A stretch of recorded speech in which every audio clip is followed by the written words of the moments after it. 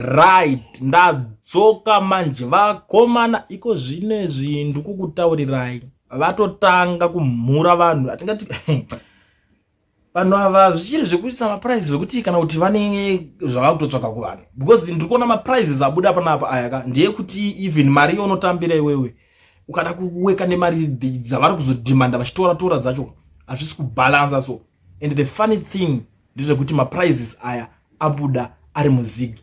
Zvatasangana kudai so mhuri yeZimbabwe paKuliant, tanga nekulike this video kuitira kuti vaboikane vaone kuti vanhu vatsamwa kusvika pa that extent. Nyaya iripo yakamira yakadai so pari kunzi ZBC annual license fees business car radio $200 ndiyo mari yavanenge vachida. Personal car radio $92, home radio $40, home radio plus TV $100, business radio $100, business TV $200. Ndidzo mari dzavari kutoda, ndo mafigures acho aya annual, ndo mari dzavanenge vachitodedzera kuti vari kuda. And tikaweka population iri muZimbabwe millions if not billions, ndo zvinhu zvichu zviripo kuti ive vambokwanisa kugara pasi vambonyatsofunga kuti but aibo tutora mari dziko vanhu vacho mari dzacho vari kuzowana kupi. Havari kumbokwanisa kukuzviteerera kana kupanana nguva nevanhu. Izvozvo indori situation iri kurwadza hama dzadiwa, ndo zvinhu zviripo, ndo maprizes aripo, vanhu vari kupopota, but ndo situation yatoveko iko zvinezvi. Now ndiri kusangana nevanhu vari kutanga kupopotawo vataura nyaya iyo vari kuti as long as they are in Zimbabwean currency I will gladly pay. If they are in USD, then provide United States equivalent services. But if not, then they will have to prove I use their services. Ndo zvekutaurwa nevamwe panapa. Kutaiwa kana mari iyoyo zvinhu zvavatotaura kana vakaisa mari yedu yesu yacho yetiri kusimbisa kuti titeka confidence kuti mari iyo mazigi mari yakati zvovotorabha kumaridzi dzema-US because kuda kundizonoti kwakauya nezigi totambira ngaingogara yakatoiswe iri gazetted kumazigi ka1 kungonzi mari yedu kumazigi mari yakati.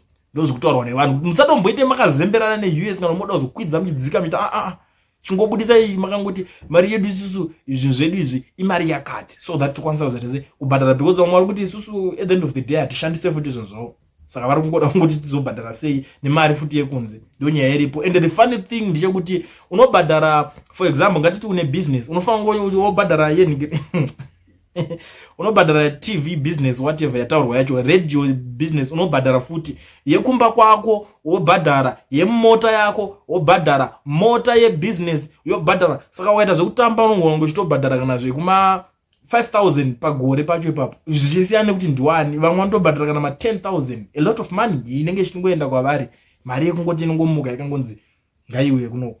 Ndo imwe situation iri kusanganikwa nayo nevanhu panapa. Ndiri kuzoona umwe ari kuti I know we should pay for this license but the charges are way too high for the ordinary citizens. Ndo problem inekuti unodhila nevanhu vekuti vajara luxury life. Zvinhu zvese zvavari kuita vari kunoinspire nenyika dziritori bigger. Utoona nozoti atatenda kuNetherlands for example, uya finance minister wenyu anditainza igara kuchiti Netherlands or something waigareko. Saka anongobva nepfungwa dzeikoko. Zvinhu zvese zvaanenge achiona zvinenge zviri zvikuenderana neiko. Kuti azonyatsopinda achinopfurawo nekwedu kunana Dotito, achinopfurawo nekwedu kunana Zaka, achinopfurawo nekwedu kunana Binga, kunana Mberengwa, kunana Zvishavane ichi, kunana Chipinge, Chisumbanje, kwese koko achiona kuti vanhu vari kurarama sei. Panonetsa. Achazitarise kuti vanhu vese ivavo, because vanhu vese vanofanirwa kunge vari mu-system yacho. Vanhu vese vari kuti vanenge vachibudisa mari kubva mu-system dzacho idzodzo. Handiti vanhu vese kuti vanenge vachibhadhara ndo ma-citizens acho iwayo. Havasi kutarisa izvozvo, varingotarisa level rake rangobva ari uko, bva ringoti saka kuno kunoita sei toda. And I'm sure anogona kunge ane mamento veikoko vanenge vachitomudzidzisa kuti aiwa itai chakati kuti zvinhu zvako zvibalance, budget yako ibalance.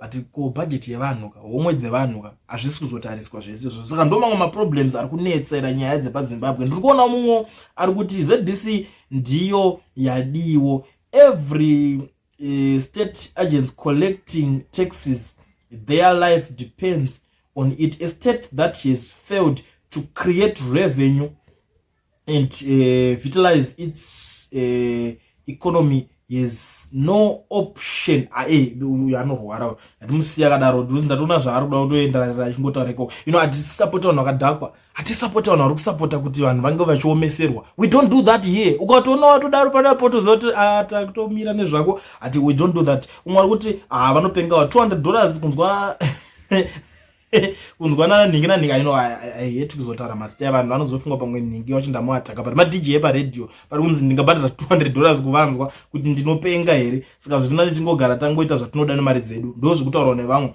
Mwari kuti ndane 10 years ndisati ndaona ZTV yacho manje ndo pari kunetsa, or just turning to a radio station. So why should I pay for my services andisingashandise moreover at such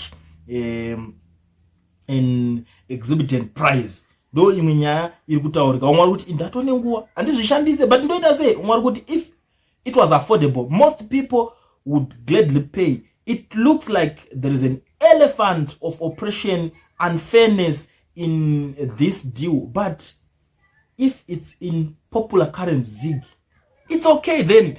Guys, mazimbabwe nzawasiko nambobhadhara mari but kunzi mari iyoyo ngaingogazetwa ka1 zvekuzoti ayo mari yedu yambodona yamboti mombomira izvo ngozoti 500 zig chakati zig peye tetisingazodi uzonzwa kuti yambodaiso ndo mari yacho.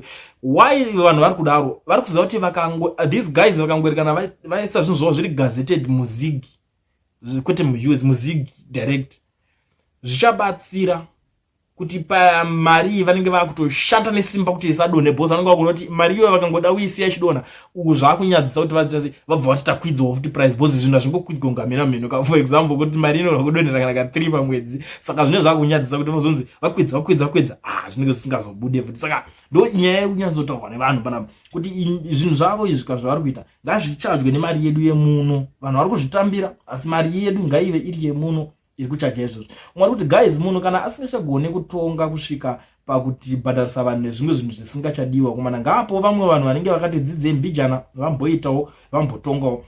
Mwari kuti vanotorera ZBC neTV yacho vanobhadhara vanoda kuteerera, isusu hatina kana basa nazvo ende hatitoiteereri, ndobvo zvekutaurwawo nevamwe vanhu. Saka vari kuti isusu hatingambokwanisi kuzvibhadhara for sure.